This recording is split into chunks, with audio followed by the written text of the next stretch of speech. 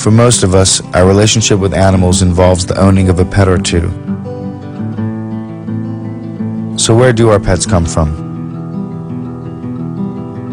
Of course, one of the most obvious ways animals serve man is as companions. For these pets, it starts with a breeder. Though not all breeders are considered professional. In fact, in this profession, just about anyone and everyone can be a breeder. For pet stores, most of their animals are acquired from puppy mills, even if they may not know it.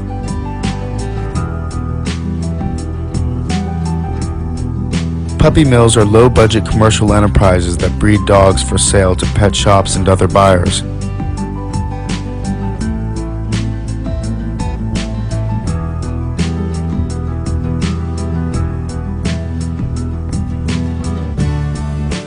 They are often backyard operations that expose animals to filthy, overcrowded conditions with no veterinary care or socialization.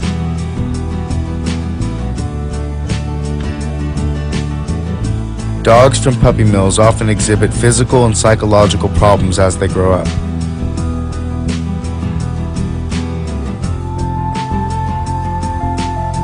Strays, if they are lucky, will be picked up and taken to a shelter or pound where they can only hope to find a new home again.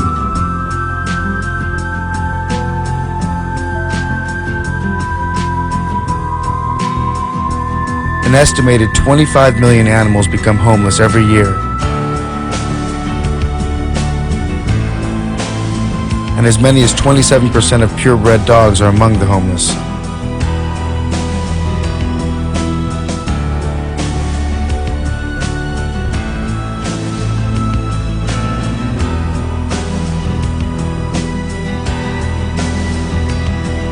Of these 25 million homeless animals, an average of 9 million die on the streets from disease,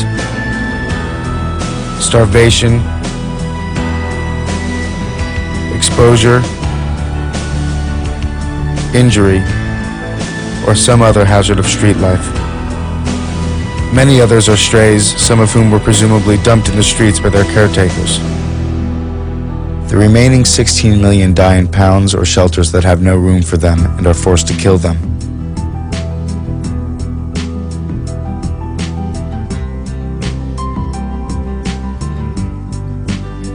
Sadly, on top of all this, almost 50% of the animals brought to shelters are turned in by their caretakers.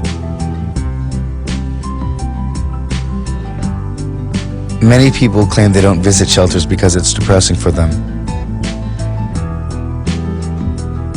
But the reason animals are crowded into such dreary places as these is because of people's refusal to spay or neuter their pets. Several pet owners feel, particularly men for some reason, that neutering a pet emasculates the owner somehow. Or they may just want their children to someday experience the miracle of life, so to speak.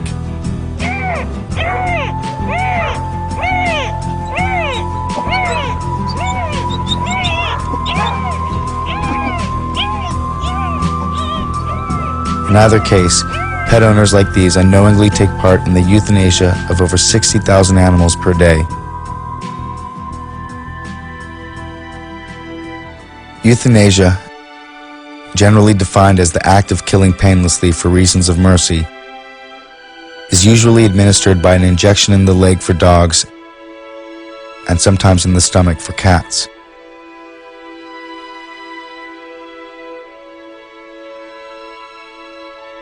It is a quick and painless procedure for the animals, and by far the most humane, but not always the most affordable.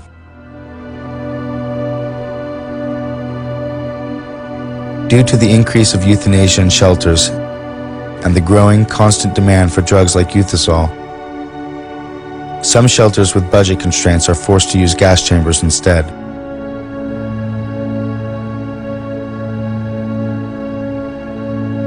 In a gas chamber, animals are packed very tightly and can take as long as 20 minutes to die.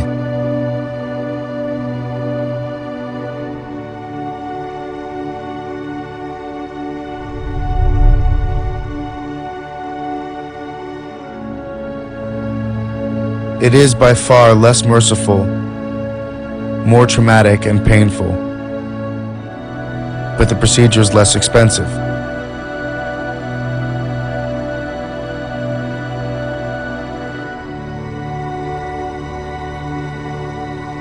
Perhaps some of the tough questions we should ask ourselves about animals that we keep as companions are: can we keep animals as companions and still address their needs?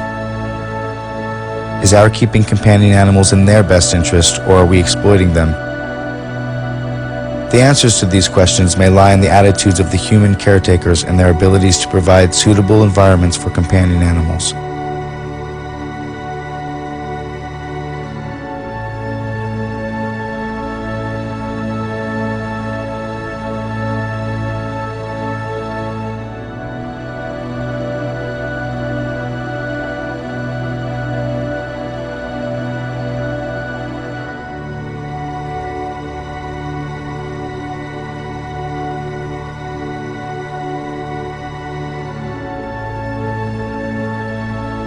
Most human beings are speciesists. This film shows that ordinary human beings, not a few exceptionally cruel or heartless humans, but the overwhelming majority of people, take an active part, acquiesce in, and allow their taxes to pay for practices that require the sacrifice of the most important interests of members of other species, in order to promote the most trivial interests of our own species.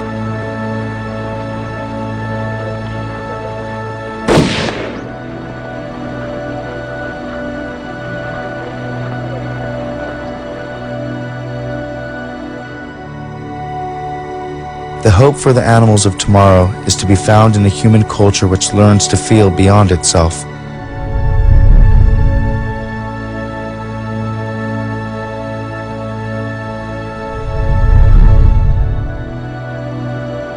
We must learn empathy.